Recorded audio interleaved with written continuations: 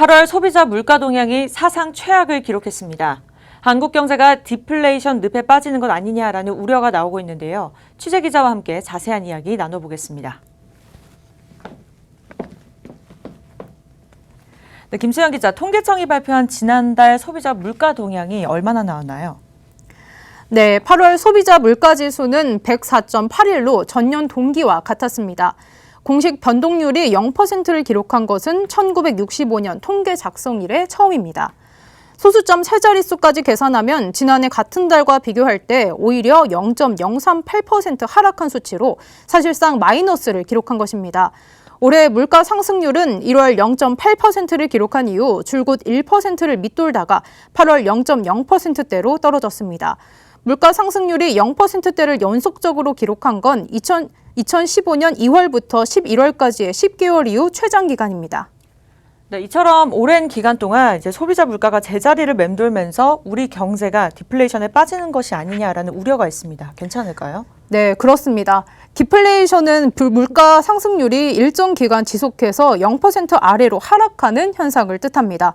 국제통화기금 등은 물가 상승률이 2년 이상 마이너스를 보이는 경우 디플레이션으로 정의하고 있습니다. 현재 국내에서 이례적인 저물가 행진이 계속되고 있고 이대로 진행 시 연간 상승률 또한 0%대에서 벗어나지 못할 수 있기 때문에 시장의 우려가 커지고 있는 것입니다.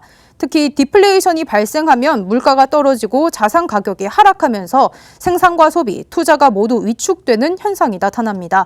이로 인해 경제 전체가 불황으로 빠지는 결과가 나오기 때문에 계속해서 큰 우려가 제기되고 있는 겁니다. 네, 그렇다면 통계청에서는 이러한 우려에 대해서 어떻게 설명하고 있을까요?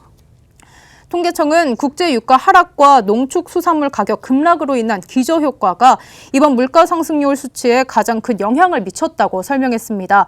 이에 더해 당분간 수치 상승이 어렵다는 것은 사실이라고 밝혔지만 디플레이션 논란에 대해서는 일시적인 현상이라며 확대 해석은 경계했습니다. 전체적인 원인은 아까 제가 말씀드린 대로 저물가 상황에서 농축수산물하고 석유류 가격이 크게 하락했기 때문으로 판단됩니다. 다만 어떤 기저효과 때문에 큰 상승은 어렵지 않겠냐. 지금 당장은 당분간은 지금 현재에서 디플레이션이다라고 얘기하기는 좀 아니고 일시적인 현상으로 보고 있습니다. 디플레이션 논란 진화를 위해서 기재부와 한원도 나섰다고 들었는데요. 어떤 내용일까요? 네, 오늘 오전 서울 중구은행회관에서 열렸던 거시정책협의회 자리에서 김용범 기획재정부 1차관과 윤면식 한국은행 부총재는 마이너스 물가가 디플레이션 상황을 뜻하는 것은 아니라고 입을 모았습니다. 김 차관은 통계청의 설명과 같이 지난달 물가 상승률의 주 원인을 농산물과 국제유가 가격 하락에 있다고 설명하며 기저효과가 줄어드는 연말부터는 물가 상승률이 0% 중후반으로 상승할 것이라고 전망했습니다. 윤면식 부총재도 내년부터 물가 상승률이 1%대로 높아질 것이라고 언급하며 디플레이션을 우려할 상황이 아니라고 밝혔습니다.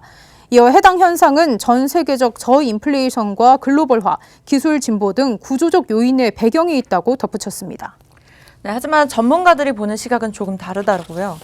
네, 전문가들은 현 한국 경제의 전반적인 상황을 따졌을 때 디플레이션이 진행 중인 것으로 보는 것이 더 적합하다는 시각입니다. 최초 마이너스 소비자 물자 지수에 더해 오늘 발표된 GDP 디플레이터 또한 3분기 연속 마이너스를 보이고 있기 때문입니다.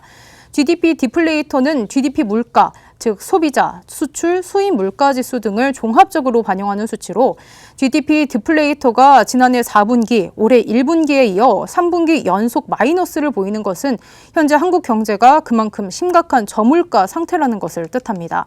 특히 오늘 발표된 자료에서 GDP 디플레이터는 마이너스 0.7%를 기록하며 2006년 1분기 이후 최저치를 나타냈습니다.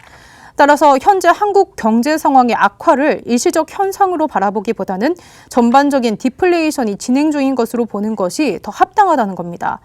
아울러 국내 경제 상황 악화가 소비 심리를 위축시키고 있다고 진단하면서 해당 현상을 탈피하기 위한 정부의 적극적인 대처가 필요하다고 언급했습니다.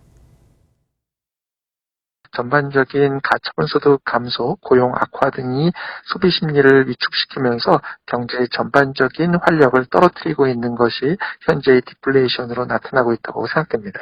일시적인 현상보다는 고착화될 가능성이 있고요.